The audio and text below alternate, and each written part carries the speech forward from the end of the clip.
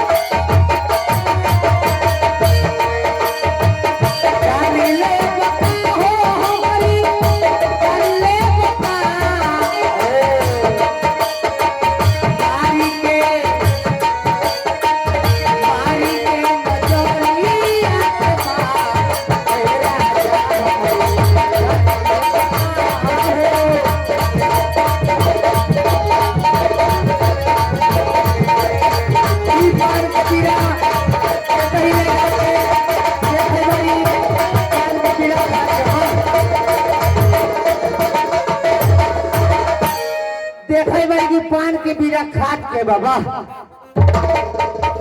Master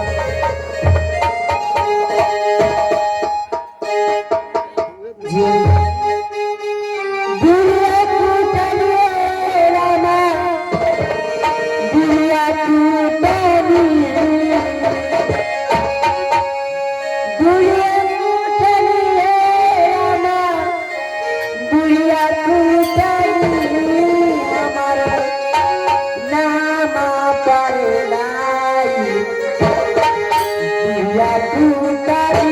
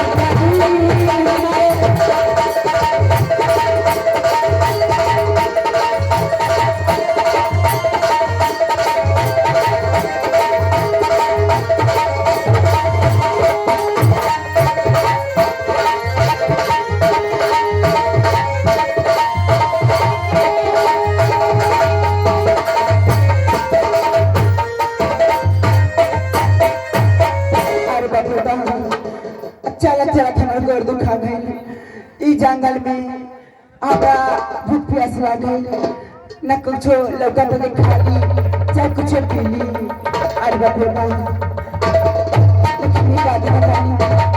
पान की बीड़ा लगावल बा एक काम करता नहीं कि पान की बीड़ा हम ही खा लेता नहीं कोई देखता तो नहीं ना एही से कुछ प्यास की बुझाई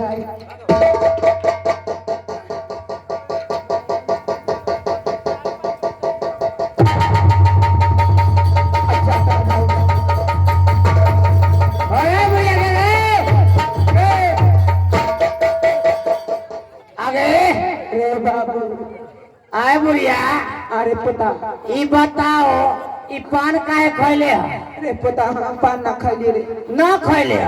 अरे पता अरे बाप रे बाप, ई बताओ ई बुढ़ारी में सबसे कसली दूर देला। अरे पता सब पता हम पान ना खाइले रे अरे ई कथी बेलो जे? ई कथी बेलो? ना कुछ रे पता ए मार ले मेरे घी। ए हम पान ना खाइले रे पता अरे पता रे हम पान ना खाइले अरे पता ई बताओ लूब सिन आइले हा? अच्छा और ट्यूब सिन उठा के पानवा खा गेले। ना रे पता हम पान ना खाइले ना खैले? ना रे पता ओ महाराज, महाराज क्या हुआ रे लाट बहादुर? बाप रे बाप, एगो बुढ़िया अइलक हा। एक बुढ़िया? ओ क्या हुआ? अइलक का लूब सिन उठा के ट्यूब सिन पानवा खा गेल। सर तुम देखा अपनी आंखों से? देख लिया अपना दोनों नाक से। साला नाक से देखा जाता है कि आंख से? वो बोले आँख से, आँख से। रे सच खाई है? हाँ। और कहीं किधर बुढ़िया? ई क्या भाई यही जाता बा? कहाँ है रे?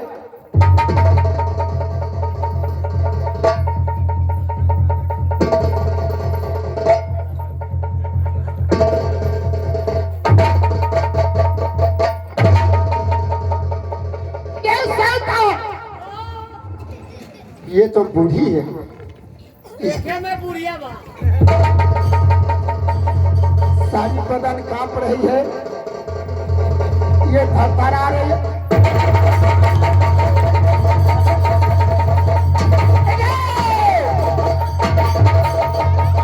साले, अरे बाप रे बाप, महाराज क्या है रे? एकरा देख के सारा स्क्रू ढीला बा, बुझाई बा कोरिये में। अरे पुरानिया हो गई तो इसका देहिया नहीं कांपेगी।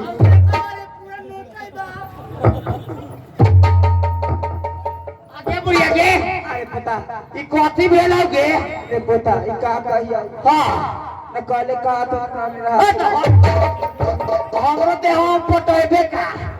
ना रे पता आए रे पता ते करे नोच दे अरे नोच दे लाओ ओते जो काट के हटा दिलो, न रहतो न करो नोचबे। रे साले, आए बात करने देगा कि नहीं? बतियाओ ना। ए बूढ़ी, आहे राजा साहब पान के बिना तुम खाई है? नहीं राजा साहब हम ना खाई सत्य बोलो। आहे राजा साहब सच कहता नहीं हम ना खाई कहाँ कह रही है रे? सौसे का शरीर हिल गए। ए बूढ़ी, आहे राजा साहब तुम पान के बिना नहीं खाई है? ना राजा साहब हम ना खाई तो सुनो जो मैं कहता हूँ। का बोल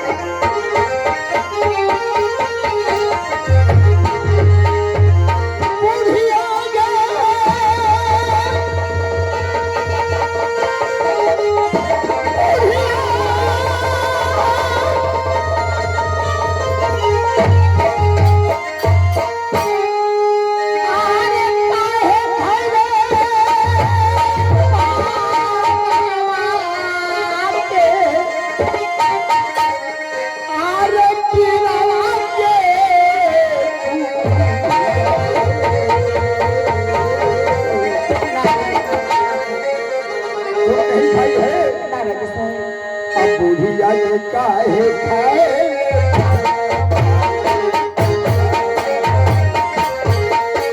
सत्य बोलो।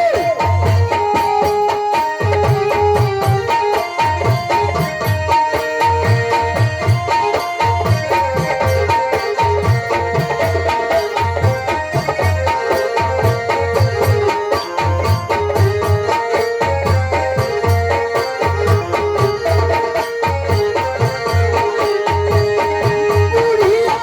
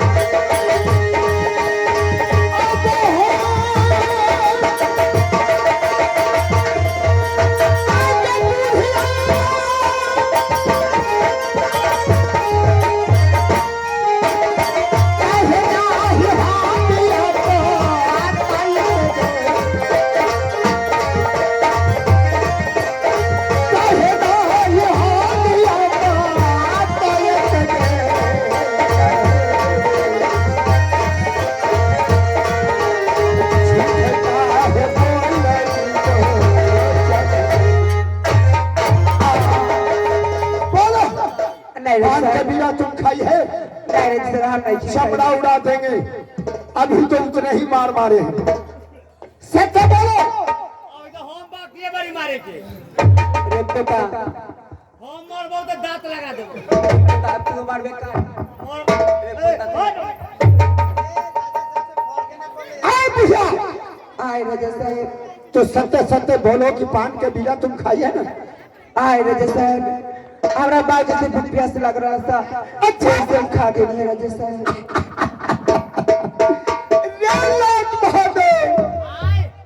कह गया कि सोझा हाथ है घीव नहीं आता। के तेल को ले चार कोड़ा पड़ा तो बुढ़िया क्या कर रही है कि प्यास लगा हुआ था तो हम ही खा गए। बताओ भैया को कि पान के बिना खा रही है तो। बुढ़िया अरे बेटा पान के बीड़ा खोले हन हाँ तो जनई बारे कर बेटा ओ पान पर तिलाक रहलक ह। कैसे दिया रे बेटा कि तोरा जाए के पड़तौ नौरनपुर का नौरन आ रानी लछिया के हर के लियावे के होतौ। का रानी लच्छा के हर के लावे के हाँ ए बेटा आई बताओ का तू कहवा लेके अइबे? रे बेटा आय इ तो सब बताइए दे हाँ लेकिन जाए में खर्चा लगी। ए त खर्चा के यहाँ कमी बा। अरे और कथी चाहिए हो? रे बेटा एक काम करिए हाँ रे बेटा आय एक काम करिए हाँ 7 मान 17 दे दिए।